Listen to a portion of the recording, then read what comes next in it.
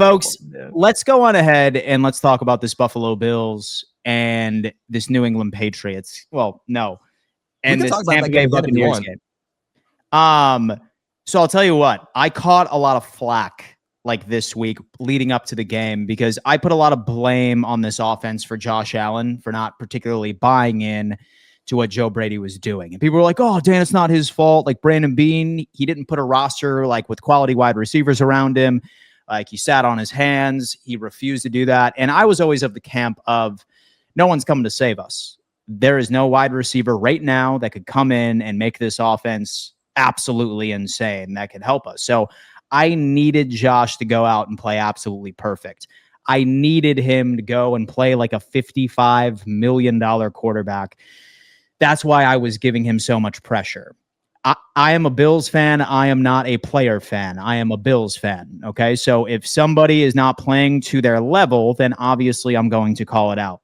And I'll tell you one thing that I loved from this team, because while I did put a little bit of the blame, or actually a good share of the blame, on Josh for some of the offensive woes, one part about the offense that I was waiting for, and I wasn't even sure that Brady was capable of doing this, was when is there going to be a game where you just open up the gate and let the dog out, right? And like just let Josh Allen be Josh Allen. Watching this game, it was the first half, and we saw that awful interception at the beginning. We saw another interception. We saw him do that lateral play, but somehow he still had 3 total touchdowns. And I was sitting here thinking to myself, is this potentially the worst 3-touchdown performance of a quarterback ever? I didn't know what to think about it. But then the second half was just absolutely bonkers. Like, dude ends up adding 3 more additional touchdowns, 6 touchdowns in total, 3 in the air, 3 on the ground. And he finished off the game with your vintage 2019, 2020 Josh Allen. Like, you've heard people criticize, like, oh yeah, rookie Josh Allen is coming back. Like, that's the problem, right? But what we saw last night was 2021 Josh Allen, where, yeah, you're going to get 2 to 3 interceptions, but at the exact same time, you're probably still going to get about, 40 points. You're going to get him throwing the football all over the place. I loved seeing this because one narrative that was concerning me about the Buffalo Bills, and I even thought that it was true up until this matchup against Tampa Bay, was if you shut down James Cook and the run game based off of the offense that Joe Brady was able to call, then it is shot for this Buffalo Bills team. Like, they just didn't have it in them. Like, they had no answers. But Josh went out there and proved everybody wrong. And I am so thankful that that is now being put out on tape right now. That is still very much a solution. That is still very much something that he can do. Is it going to be pretty? Probably not, but he could probably still very well march down the field and account for 40 points by himself at any given moment. I don't want the Buffalo Bills offense to transition to this full time. However, I wanted them to prove to me that they could do this if you go up against a defense that can take away the run. That makes me feel a hell of a lot better. I don't want us to get back to the Brian Daboll days where, yeah, like it's an air raid attack. You're seeing Josh Allen go nuclear all over the damn field, but then you ignore the run game. I still think James Cook is a big part of this offense. I still think that James Cook should be implemented if you're going up against a team that you can run against. But now that we know that, oh my God, we have a deep passing game, right? Like, I mean, maybe it was Keon Coleman being benched all along. If you were to ask me, I'm fine with just signing Gabe Davis to this roster because he definitely made an impact. You could just tell by the damn chemistry that he has with Josh. I was not an advocate for Gabe Davis being signed 2 off seasons ago. I thought that what he was asking for was way too much money, but you cannot discount the comfortability that he has with Josh Allen, right? Like, he fills that Keon Coleman role better. Shavers finally end up getting his opportunity, man. Like, massive play from Josh on that deep ball downfield. Very good on the offensive side of the football, right? Like, it's going to be very difficult for you to find a team that can win in the shootout in those sort of situations from where I'm standing. So, great game from this offense. We needed it. It was your historical Josh Allen, roller coaster type offense. Very proud of the QBs, currently leading the NFL in total touchdowns, scoring machine as always.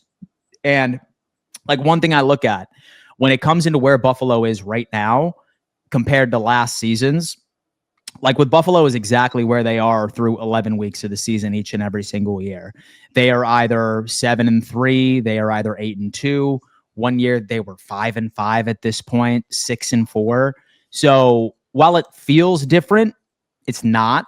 And now that the colder weather is getting around, now that this offense has shown me that they can win in an entire different way, and Josh Allen still has like that nuclear type MVP type performances in him when the lights are bright, I'm feeling pretty damn good about it. I really, really am. Now I'm just looking forward. I'm sitting here. I'm hoping that we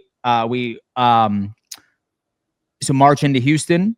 It's a very difficult defense there, but it sounds like we're going to be seeing Davis Mills take care of business and make sure we end up getting to 8-3. And I'm feeling really damn good about it. Bang, bang. Wow. The Buffalo Bills, TD, you buying in now? Buying into what? That they're not going to not make the playoffs like you said before. Like they're not, like, let's not forget what you said about the Bills heading into this game. Okay, so here's the deal. I was impressed by the little win from the Bills, okay? Good win. But let's not sit here and act like we're not going to recognize what got them to win. It was Josh Allen, nothing else, just Josh Allen. And I said this earlier, what Bills fans need to realize is you rely on this man too much. It's like, okay, Josh, give me 3 amazing games and we'll allow you to give us 1 stinker. Just give us 75%. Newsflash, that's the problem with the Bills. You're gonna, if you don't win the whole AFC, which you don't, you're gonna have 4 games, and one of them isn't gonna be great. So you always come up short. Then you need Cook to show up. Then you need other people to show up. Josh Allen cannot do it all on his own. And the longer you need him to, the worse off you'll be. So as long as you have Josh Allen, you're going to have games like yesterday. You're going to have phenomenal performances. You're going to have games like last year versus the Lions when you put up almost 50 on the Lions. You're going to end against good teams. But you can only do it but so many times. And you wonder why it always comes to one of the other great teams knocking you off when it matters most. So my whole thing is, even Bills fans aren't surprised. Yeah, they love the game. They love the 6 touchdowns. But Josh Allen's done this type of stuff before. This isn't anything new. You need more. You need to be able to pull from somewhere else. And for so long, it was James Cook. But now teams are saying, Josh, you beat us. We're going to do a better job against the run. Josh, you beat us. And he can do it, but he can't do it every game. And that's where you come up short. That's where you need some real route runners, not broken down plays and Josh just heave it downfield for 40, 50, 60-yard touchdowns all the time. It's only going to work but so long. You need some real possession receivers that can get in and out of breaks with quick passes, and Josh in those moments needs to take those quick passes too. That's what's holding the Bills back. You need some more weapons that can navigate through zone coverage as well. A whole lot better, and that's where the rubber meets the road. So good win, Bills, because the Bucs ain't no sleepover. They usually have a good defense. It's a good team. Impressive. This was impressive. But really impressed? Yeah. So the thing is, too, like you often hear from Bills fans and stuff like that, like, oh my God, like separation is the issue. Mm-hmm. Like, no, it's not. And so the Buffalo Bills are seeing more zone coverage than anybody, right? It's guys not finding space. like that's the issue. It's guys that Josh just didn't trust. And now that Gabe Davis is out there, like you can see it. I'm not sure if like y'all like were paying attention to some of the storylines out there, but like with Keon Coleman being benched, like this is like his 3rd problem as far as discipline is concerned. Like he just like skipped a meeting, like just didn't show up on Friday. and they benched him for it. And you even go back to that Miami loss when Josh was asked about Keon Coleman, and like you could just see that there's obviously a problem with it. Like his effort isn't there, and Josh is like seemingly annoyed with the guy. So if that's the case, dude, sign Gabe Davis right to this 53-man roster right now. You give the reps to that one undrafted free agent that has been busting his ass in practice, made a bunch of incredible plays. He led the team in receiving yards. Give him the reps. I'm fine with that offense. And if Keon Coleman not on the field, which is even crazier, did you know out of the 6 games that Keon Coleman, since he's been on this team where he didn't play, Buffalo averages 35 points, but when Keon Coleman is on the field, they average 29? I'm not saying that's something, but it might be. I mean, it might be. So lock in. Let's figure it out. Rich, what do you got, man? Yeah, man. Listen, I think it's simple. TD hit it right on the nail. When it comes to the Buffalo Bills, I just don't know if it's sustainable to rely on one guy. And when you guys went through that little adversity, who was the one that was getting the blame? Josh Allen. Is it fair? No, but that's the Bills now. If Josh Allen's not playing elite football, that's our only hope. Yeah, that's what I'm saying. Like, if Josh Allen's not playing up to standard of elite, the Bills are not anything to be a threat of because there's no one else that can beat you. Other teams have a team where their quarterback's not playing great, but the team can kind of bounce in and still come through with some wins. I mean, you see that across the whole league where these bad quarterback performances results in wins somehow.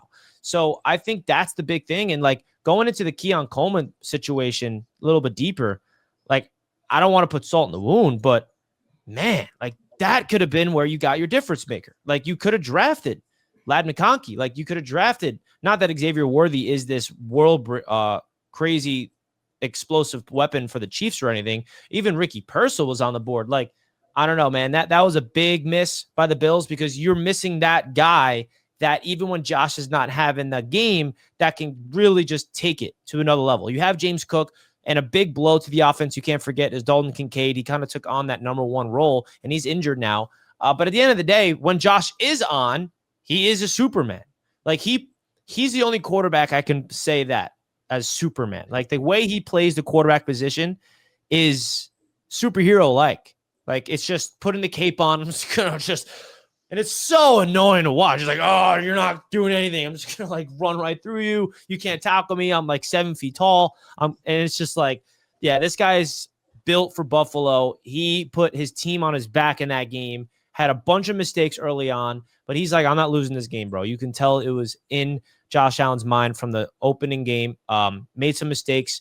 So Baker Mayfield and those Buccaneers, they're a good team. They fought. Sean Tucker, young running back. I love them out of Syracuse. He is a stud. How about the depth of that Buccaneers team? They got their 2 running backs down. The 3rd running back goes off. What a team they have. So impressive win for the Bills, which is much needed after an upset happening the week prior from the Miami Dolphins. Much needed indeed. And so we have the Houston Texans on Thursday. We will unpack that ad nauseum. But first, we need to give a giant shout out to our good friends over on Sleeper. Folks, Sleeper, bar none, one of the best player prop platforms on the market today. Signing up, you get a free $20. So say, for example, that you want to put down a player prop parlay on the Dallas Cowboys offense versus that, whatever you want to call it, over in Las Vegas. It is a risk-free move as long as you end up signing up for it. And get this, by the time that you put down a deposit, they're also matching 100% of that all the way up to $100. Folks, go on ahead, sign up for Sleeper. Nice, proud partner of the show.